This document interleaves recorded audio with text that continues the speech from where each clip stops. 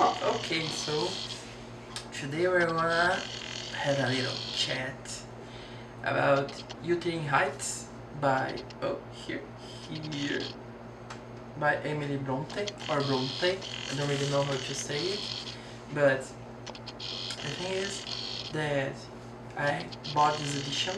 It's a pocket version, really short, you know. Um, it has this cover here, so actually the original one is that way here. It doesn't have anything on the front cover or the back cover, but it does say Wuthering Heights here. Wuthering Heights, Emily Bronte. Can you see it? Yeah, I think you can. Oh, here. Yeah, good. So the pages are golden right here, and the font's kinda small, but pretty readable. Anyway, I mean, if it would focus, it just don't, but if you would here, yeah, good. It has a total of,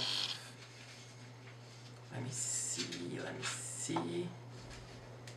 412 pages, and this is the cover it comes with. It's white inside, and it's blue and golden or yellow on the outside. Not that beautiful, but also not that bad, right? It could be worse. So, um, if you don't know, it's a pretty famous book, but if you don't, Wuthering Heights tells the story of a romance between two youngsters, Catherine Earnshaw and an orphan boy, Heathcliff. After she rejects him for a suitor from a better background, he develops a lust for revenge that takes over his life. Attempting to win her back and then to destroy all whom he considers responsible for his loss, Heathcliff creates a living hell for those who inhabit his intimidating residence, Wuthering Heights. This tale of hauntings, passion, and greed remains unsurpassed in its depiction of the dark side of love. So, that seems really cool, right? The cover illustration, which is this one, here, this one, this one, here. It's called The Coming Storm, and it was painted, I think, in 1867 by George Vicat Cole. Okay. And about the author, Emily Bronte was born in 1880. 1818. Well, yeah. The daughter of a curate. She was the most enigmatic of the three famous novelist sisters. Losing her mother very early in life. Oh, let me see. Losing her mother very early in life and following her elder sister, Charlotte, to school, she found life away from the Hepworth parsonage extremely hard.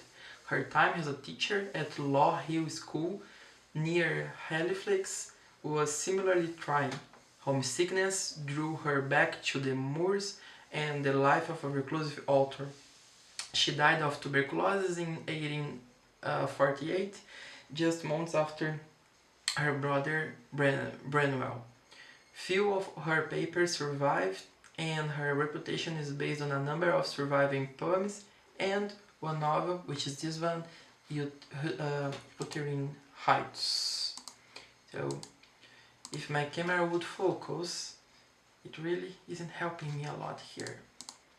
Right? Okay. Oh, autofocus. Let me check. Let me try here. Oh, I can't. If I switch to manual here and then yeah. Good. Well, not bad. So It starts by telling us the biographical notice of Alice and Acton Bell, which I think there is some kind of confusion between the name of the author. So um, let's check that out if you can. So the biographic notice of Alice and Acton Bell. It has been thought that all the works published under the names of Currer, Alice and Acton Bell were in reality the production of one person. This mistake I endeavor to rectify by a few words of disclaimer prefixed to the third edition of Jane Eyre. These two, it appears, failed to gain general credence, and now, on the occasion of a reprint of Wuthering Heights and Agnes Grey, I am advised distinctly to state how the case really stands.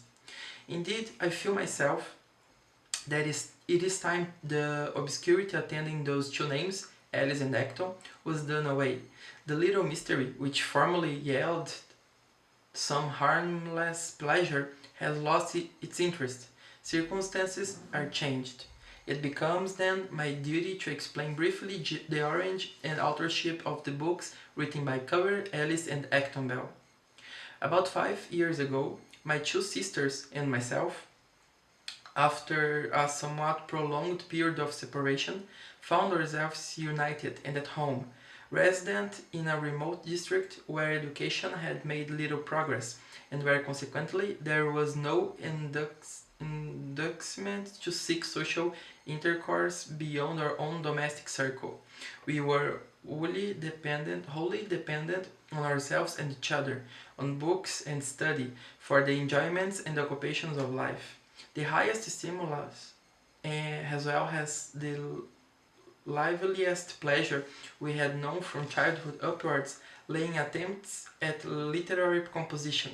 Formerly, we used to show each other what we wrote, but of late years this habit of communication and consultation had been discontinued. Hence, it ensued that we were mutually ignorant of the progress we might respectively have made. One day, in the autumn of 1845, I accidentally lighted on a manuscript volume of verse in my sister Emily's handwriting. Of course, I was not surprised, knowing that she could and did write verse.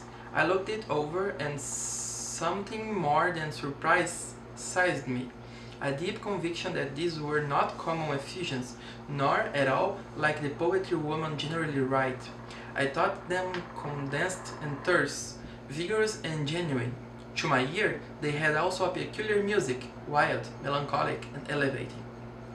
My sister Emily was not a person of demonstrative character, nor one on the recesses of whose mind and feelings even those nearest and dearest to her could, with impunity, intrude unlicensed.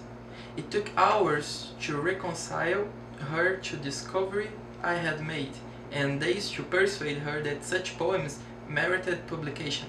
I knew, however, that a mind like hers could not be without some latent spark of honorable ambition, and refused to be discouraged in my attempts to fan that sparkle to flame. Meantime, my younger sister quietly produced some of her own compositions, intimating that since Emily's had given me pleasure, I might like to look at hers. I could not but be a partial judge, yet I thought that these verses too had a sweet, sincere pathos of their own. We had very early cherished the dream of one day becoming authors. This dream never relinquished, even when distance divided and absorbing tasks occupied us. Now suddenly, acquired strength and consistency, it took the character of a resolve. We agreed to arrange a small selection of our poems and, if possible, get them printed. Averse to personal publicity, we veiled our own names under those of Currer, Alice, and Acton Bell, the ambiguous choice being dictated by a sort of conscious scruple at assuming Christian names positively masculine, while we did not like to declare ourselves women, because we thought that, at the time, suspecting that our mode of writing and thinking was not what's called feminine, We had a vague impression that authoresses are liable to be looked on with prejudice. We had noticed how critics sometimes use for their chastisement the weapon of personality, and for their reward a flattery which is not true praise.